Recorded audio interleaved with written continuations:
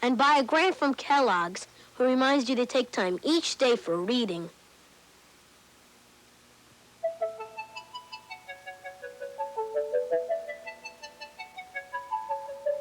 Butterfly in the sky, I can go twice as high. Take a look, it's in a book, a reading rainbow. I can go anywhere, friends to know and ways to grow, a reading rainbow.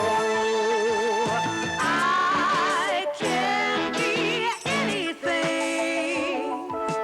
Take a look, it's in a book, a reading rainbow. A reading rainbow.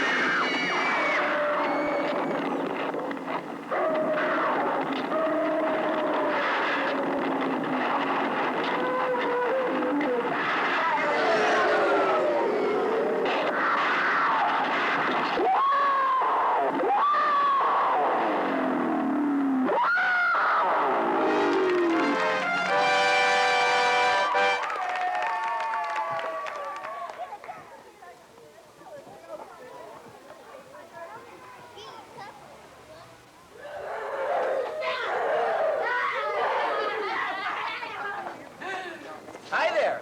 You know, there's nothing like a good dinosaur movie to get the imagination going. Ever since I can remember, I've been in love with dinosaurs. I used to dream of going back in time millions of years to get a close-up look at a real dinosaur. But you know, coming face to face with one of those big fellas would be no joke. Unless, of course, he had a good sense of humor. What does a dinosaur use to fix things? A rep tool. Get it? A rep tool. Okay, you look like a musical crowd. What kind of music do teenage dinosaurs like best? Rocks and roll. All right, cool it. I got this one, will kill you. What did the dinosaur piano teacher tell his students?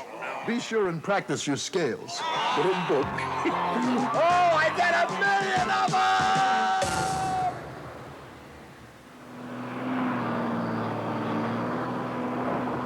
There used to be dinosaurs right where I'm walking now, and they were no laughing matter.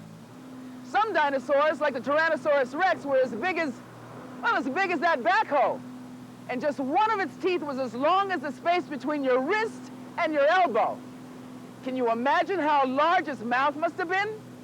What if that machine wasn't digging, but eating any and everything that crossed its path? You know, I feel pretty small next to these large machines.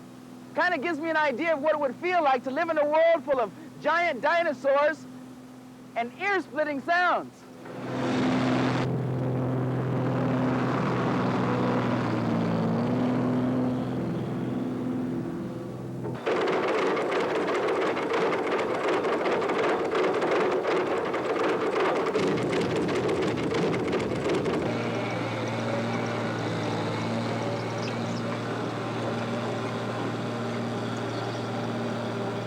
Did you know that on construction sites, just like this one, machines sometimes dig up teeth and bones of dinosaurs that have been buried for millions of years?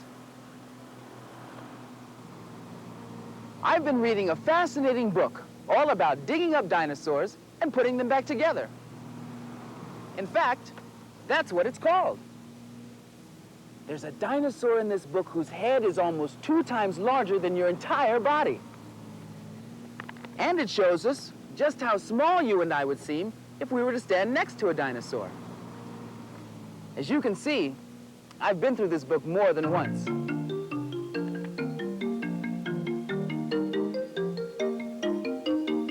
Digging up dinosaurs and putting them together again by a leaky.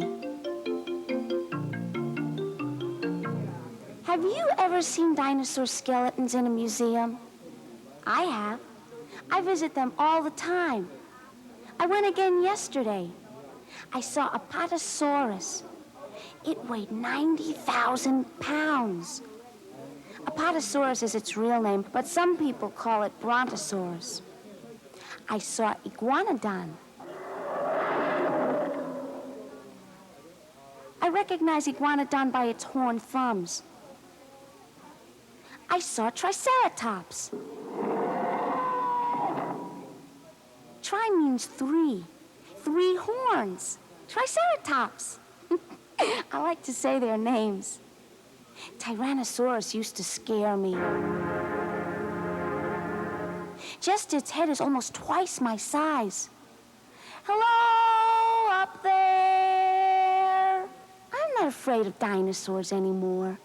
Sometimes I call them, "You bag of bones," under my breath. I used to wonder where they came from and how they got into the museum. But now I know. Dinosaurs lived millions of years ago. A few of them were as small as birds, but most were enormous. Some ate plants. Some ate the meat of other dinosaurs. And some may have eaten the eggs of other dinosaurs. Ew. Dinosaurs lived everywhere. They lived on every continent in the world. Then they died out. There hasn't been a dinosaur around for 65 million years.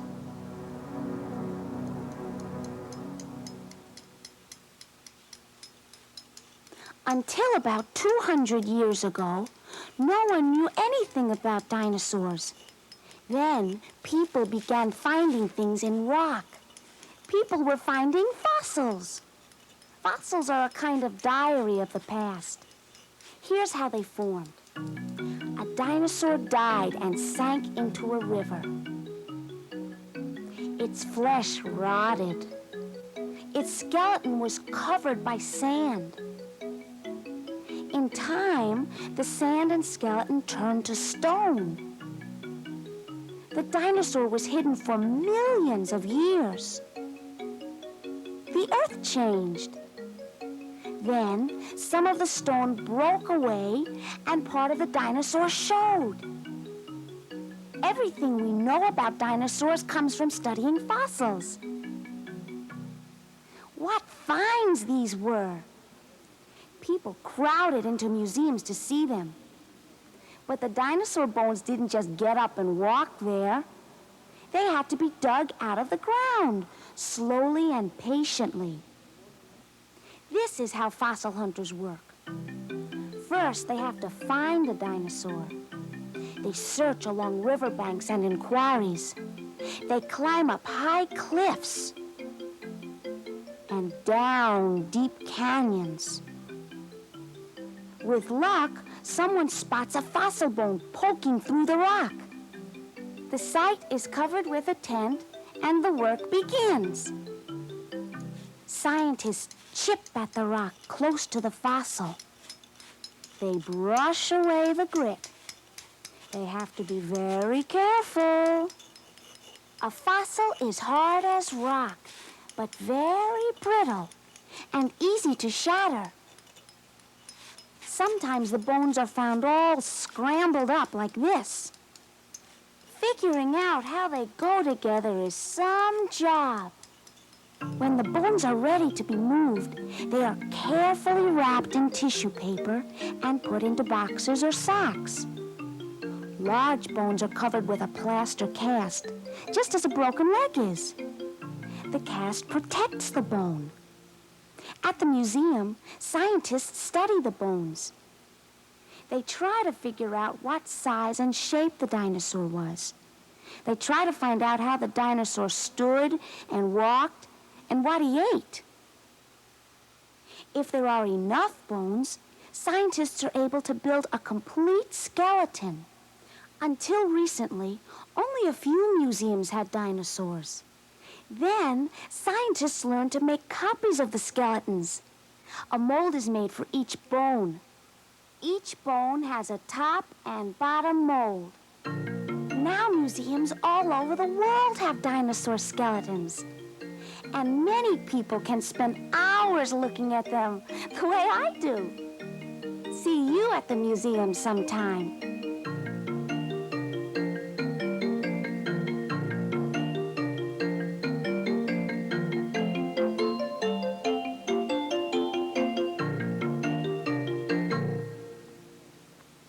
Our friend in this book sure knew where to have a good time. Museums are fantastic places. They have incredible things to do, see, and hear. You know, museums are a lot like zoos, only their treasures are still alive. In fact, many of the animals on the earth today are living cousins to the dinosaurs. And looking at them can help us to imagine what real dinosaurs might have been like. Imagine for a moment your relatives assembled, and when you looked around the room, you noticed they resembled those great and mighty creatures that once lived here before us, our favoriteest of ancestors, the dinosaurs. Lizards, alligators, even snakes with slinky necks could look through family photos and find Tyrannosaurus rex. Most likely, they would recognize his dried-out, beady skin. It's pretty much the same type as they now are living in. Or what about the tortoise? Go and tap upon his shell. He'll remember ancient tales, though they'll take him time to tell. His uncle, Ankylosaurus, was a dino of distinction. He passed on down his hard hat back. The rest went to extinction. Take a good look at Rhinoceros. His face is old and fossilous, and that nose, who knows what he did to merit it? From Triceratops he did inherit it. Way a hippopotamus's bottomus. He won't make a fuss. His dino cousins were such blimps, the hippo thinks he's quite the shrimp. If an elephant's in a funk, ask him where he got his trunk. He won't name a department store. He'll credit it to a dinosaur. So, if your relatives seem reptilian, and some even look like they're over 1 million, climb on up your family tree and check your dino history.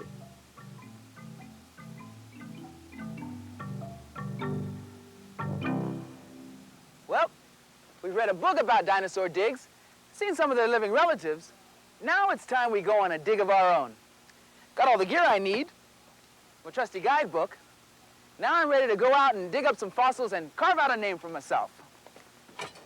This is an old wreck of a Jeep, but he gets me where I want to go. I call him Jeeposaurus Wreck, and you're not gonna believe the sound this motor makes.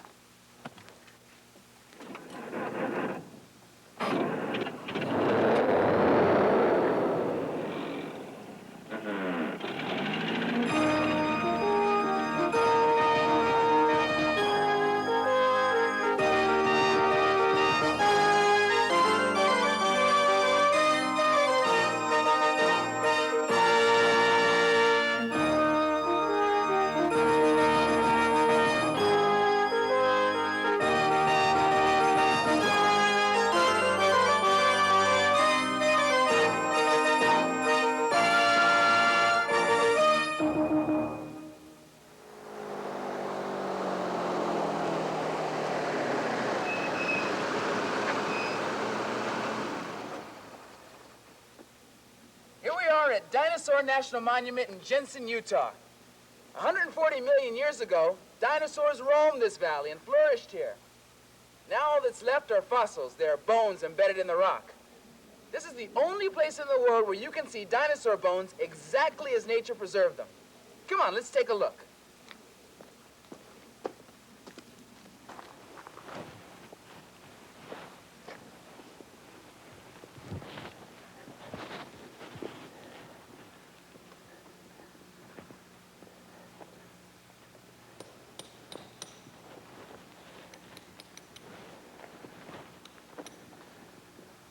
Hi, guys. Hi, LeVar. How do you like it up here? Pretty nice. I'm Linda, one of the rangers, and this is Tobe, one of the paleontologists who actually uncovers the bones here. This is amazing. What is this, a wall of dinosaur bones, huh? Good description. This is one of the biggest dinosaur deposits in the world, in fact. About how many bones do you think are in here? Well, at last count, we're up over 2,100, I think. You really do keep a count? That's right. We number every one of them, identify it if we can, and keep a complete catalog of all the different kinds. About how many dinosaurs do you think left their bones behind here? Oh, probably a couple dozen of them. Sometimes it's just one bone from one animal. Sometimes it might be maybe half a skeleton or so. And there are about 10 different types of dinosaurs here. Everything from little ones right up to the great big ones like Brontosaurus. Really? What's Toby doing up here?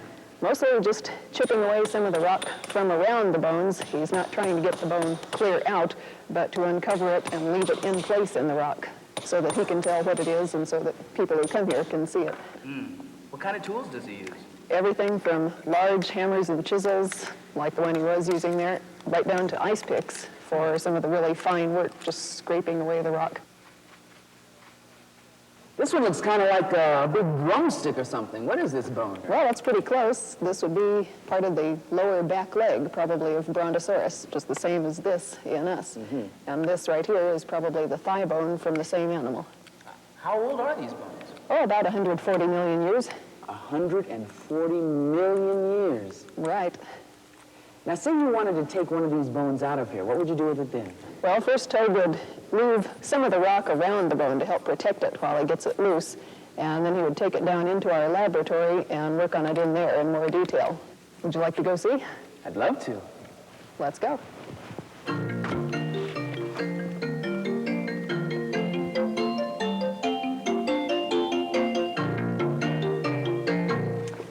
This is the lab where we work on the bones that have come out of the cliff, especially some of the ones that we want to use for special exhibits or displays, like this fellow here. Well, now, what's this weird-looking guy's name? That's Allosaurus. It's one of the rarer types of dinosaurs found here.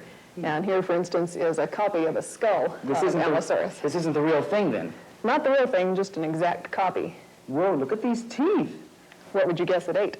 Well, meat, probably. They're pretty sharp. That's right. They're sharp-pointed and sharp on the edges, too. Since Allosaurus couldn't cook its Brontosaurus steaks, why, it had to be able to rip right through that tough meat. Now, there are a lot of holes here. Which one was the eye? This one was for the eye. You can see on the model there how it was right under this big ridge of bone. Right. Was this like an eyebrow or something? Kind of like that, probably. Right.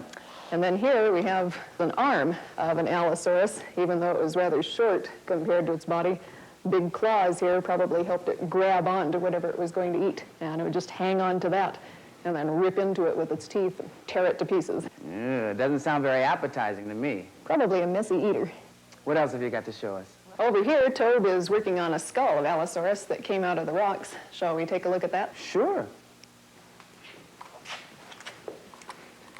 Now, this is an Allosaurus skull that actually did come out of the wall, and you can see Tobe is just very carefully chipping away some of the rock from around the teeth. It's very detailed work. You know, dinosaurs aren't the only fossils that we find here. There are also fossils of crocodiles and turtles, like this one. Wow. You can see that it looks just about like a shell from a modern turtle living nowadays. And these numbers are all the different pieces of the shell, all the plates that fit together.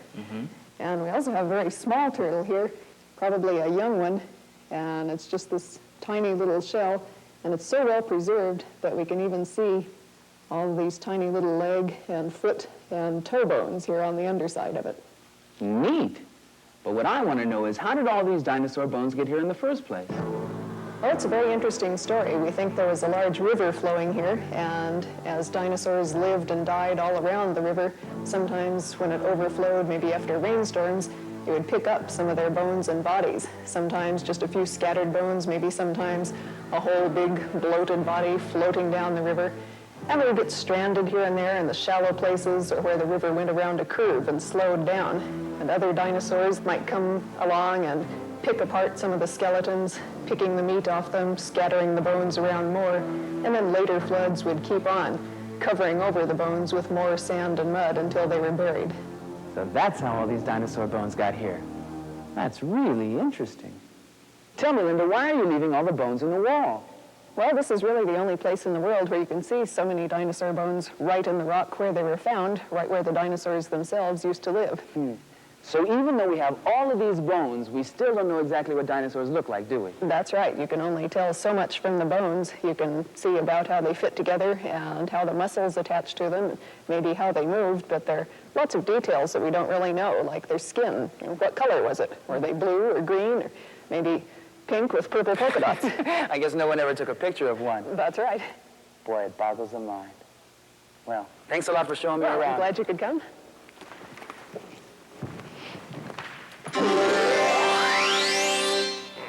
You know, I'm feeling a little dinosaur.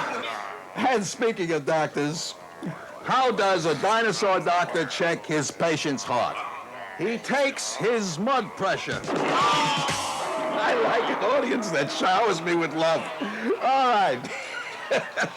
Where does a dinosaur study to become a doctor? Huh? At Monocle School. All right. I thought Vegas was tough, but this is the pits. The mud pits, that is. Folks, if you'd like to be as popular as I am, then this book is for you. Tyrannosaurus Rex, a book of dinosaur riddles by Noel Stern, pictures by Victoria Chess. Don't tell anyone, but it's where I got all those great jokes I've been telling. Have you seen how popular I am? Wow, here are some other books I think you'll enjoy, but you don't have to take my word for it. And this crowd certainly doesn't. Hi, kids. My name is Ahmed, and I read a terrific book called Dinosaurs, but its real title should be Drawing Dinosaurs because it shows you some specific ways to draw dinosaurs. And not only does it show you how to draw dinosaurs, but it shows you how to say some of the names, like Dimetrodon, Brontosaurus, and Brachiosaurus. I drew Ichthyosaurus, and I drew it with a pencil so I can erase the lines when I was finished. If you want to decorate your room with dinosaur pictures, I suggest you go out and get this book right away so you can learn how to draw many of the dinosaurs. If you're interested in bones, rocks, or fossils that come from 1 million years ago, I think you would be interested in if you're a hunter of fossils. My name is Terry Whitehead. This book is not like a storybook because it is written in columns and it is a poem. I really like the picture where they showed a lady as being an ocean. And I also like the way they're illustrating the person as talking right to you. I think you'd like this book because of the pictures and the poetry, and because I read it in my bedroom, and I think you'd like to, too. Hi, do you like dinosaurs? Millions and millions of years ago, there was dinosaurs everywhere, all over the place. My name is Kevin Ryback. I just read a book called Dinosaur Time. My favorite dinosaur is called the Brontosaurus because he's real big and fat and he's got a real tiny mouth. And some of the other dinosaurs in the book are real ugly because they're real fat and they got big horns on them. I think you should take a look at this book because everybody likes dinosaurs and the pictures are great.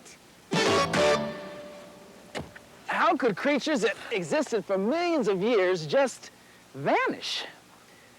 Compared to how long dinosaurs lived on the Earth, we humans have been here only a very short time. Sure enough, it's a mystery, and the clues to that mystery are buried beneath the ground, like lost treasure. Each moment of every day, you and I stand on top of layers and layers of other time periods. If you dig down one layer, you might find an Indian arrowhead from, say, 100 or 200 years ago. But if you kept digging, you might find a fossil that's millions of years old. Well, we've seen people digging treasures out of the ground, I thought I'd put some clues back in. What if, eons in the future, other beings are trying to figure out what humans are like? What was important to you and me? What made us uniquely human? Well, a time capsule filled with clues about our times could help them. What would you put in this time capsule to explain what humans are like? My baseball card collection, because there will be different players then. I will leave my dirty sneakers. I'll leave my TV. My wheelchair, because in the future they might have a cure for handicaps. I will leave my Smurf die. A baseball bat. I would leave my old shoes, old pants, old shirts, and old dresses and old dolls. A turkey. I'd like to put a cassette tape and a cassette player in the time capsule and say that the most important thing in the world is peace. Boy, those were some great suggestions. I think I'll just add a few things of my own. Let's see, some house keys. Photograph of me. How about an aerosol spray can? And of course, a copy of my favorite book. There. I wonder if these clues will help others figure out what we were like. Will anyone even care? I'd like to think so. After all, it's been millions of years since the dinosaurs disappeared, and we're still trying to put together the puzzle of their lives. Why were they so big? And what did they really look like? Why did they die out? Become extinct?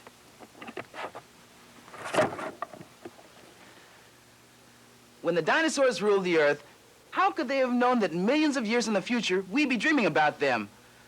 I'm sure they never dreamed of us.